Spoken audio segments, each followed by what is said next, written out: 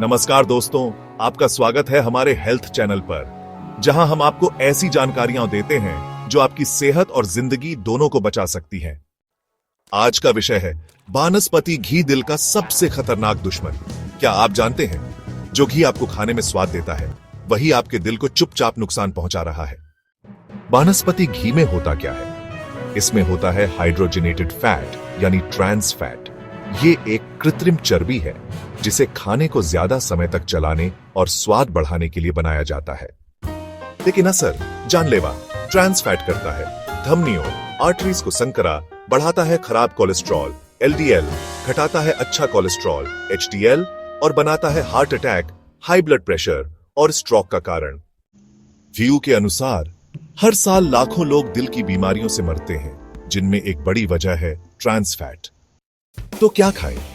शुद्ध देसी घी सीमित मात्रा में, जैतून का तेल, ऑलिव ऑयल, सूरजमुखी या कैनोला तेल और नारियल का तेल। याद रखिए, स्वाद चंद मिनटों का होता है, लेकिन दिल जीवन भर का साथ निभाता है। आज ही वानस्पति घी को अलविदा कहें और अपने दिल को सुरक्षित बनाएं। अगर यह जानकारी आपको उपयोगी लगी हो तो वीडियो को लाइक करें, चैनल को सब्सक्राइब करें और इस जरूरी संदेश को दूसरों तक जरूर पहुंचाएं। आपकी सेहत हमारा mission. Subscribe my channel and click